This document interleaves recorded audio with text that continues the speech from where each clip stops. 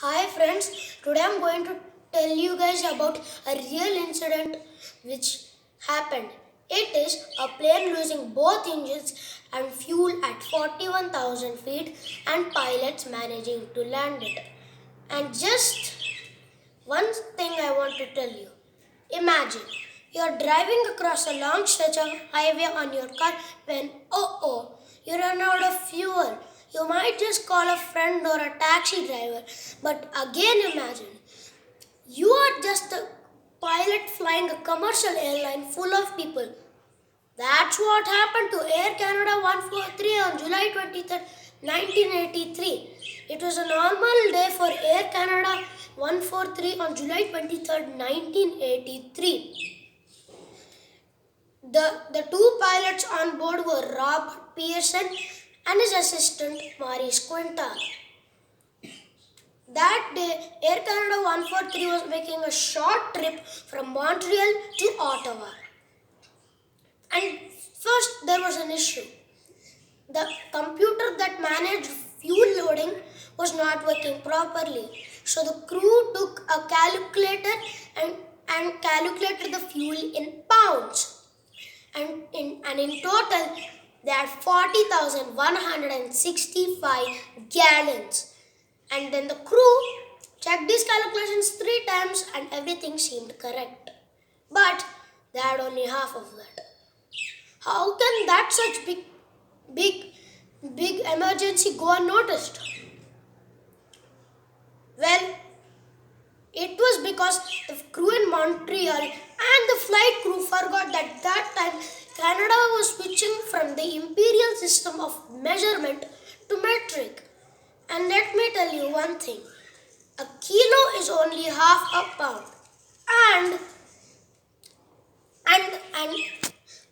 And the fuel was measured in pounds instead of kilos.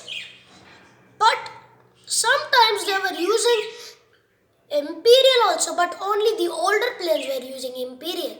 All the new planes were using metric, including the one which Robert Pearson was flying in. So, but here we get our plane in action. Then the plane took off. Normally from Montreal and landed in Ottawa without any other circumstances. But now they were heading for an even longer trip from Ottawa to Edmonton, which is almost 1,430 miles long. Almost over 1,500 kilometers long. So again, the plane took off from Ottawa. Then it was at a normal cruising altitude of 41,000 feet when the first alarm came on. The fuel pump in the left wing was not working properly. But a plane can still fly. So the pilot thought it was nothing. Then the second alarm came on.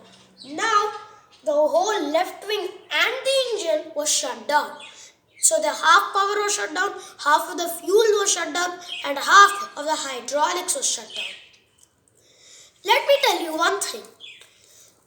This is a Boeing 787, but I'm representing it as a Boeing 67. So a Boeing 67 has an engine called ram air turbine. Means the faster the engine spins, the better the fuel pump, hydraulics and electricity works.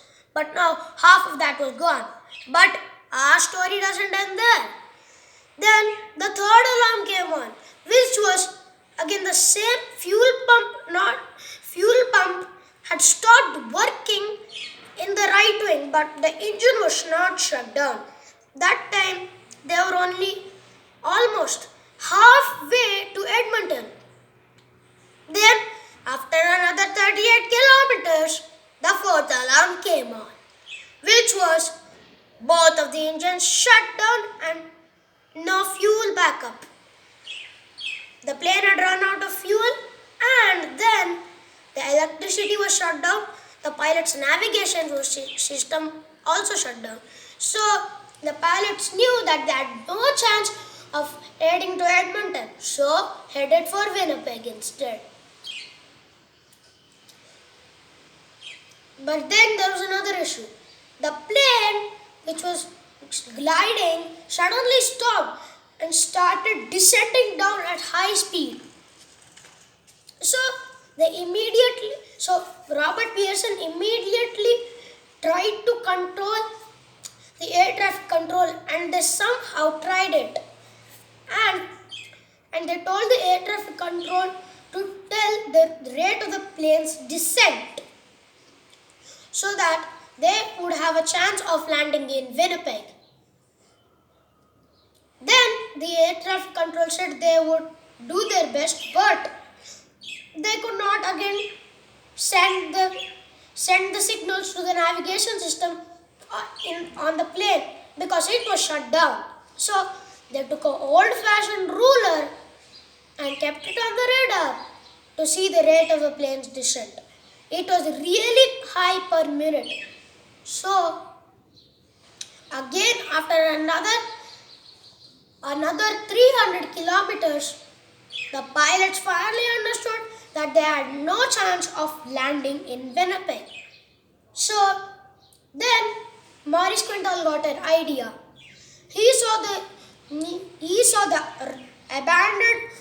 abandoned Royal Canadian Air Force Base, and even better, it was no longer in use. So Maurice Quintal knew the landing strips also in the Air Force Base, and so told Robert Pearson, we have a chance of landing in Gimli. So slowly headed down. But when they headed down, Robert Pearson knew something.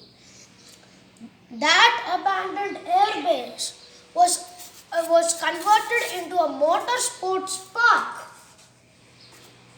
And that day, on July 23rd, 1983, lots of people like this here, happy parkgoers and lots of vehicles parked there.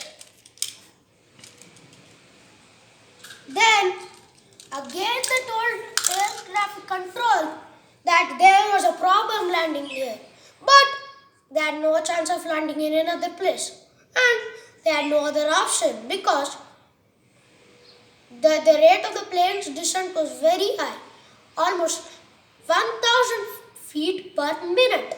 So they had no chance, and they tried to land in the airbase.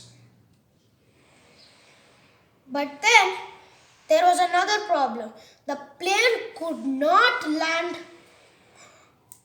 normally how planes land on the runway, because that time it was not a runway, it was a road. So they tried to do what is called a forward slip. Small airplanes can do this, but big commercial airlines are not designed to do it. But again, they had no other choice. So they opened the landing gears and then the plane landed. So when the plane hit the runway, Robert Pearson immediately hit the brakes. Then the plane was completely now on the road. And then the front landing gears went back into the airplane's body. But losing the front landing gears was a good thing because it built up more friction to build up between the plane and the runway.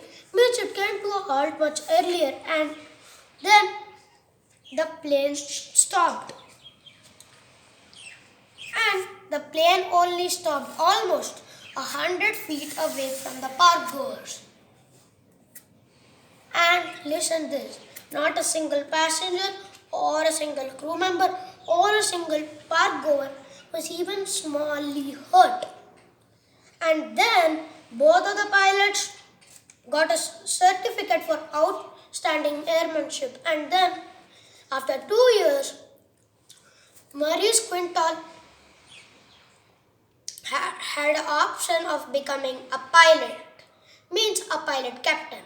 And Maurice and Robert Pearson, he flew with Air Canada for 10 more years before switching to a new airline. And the last flight of the Air Canada 143 flying On August 6, 2008, both of the pilots were there. And after finishing that flight, the plane headed to Mojave Desert for its retirement. And that was an incident of a plane losing both engines and fuel at 41,000 feet, but pilots managing to land. If you want more videos, click the subscribe button and smash the like button. Thank you.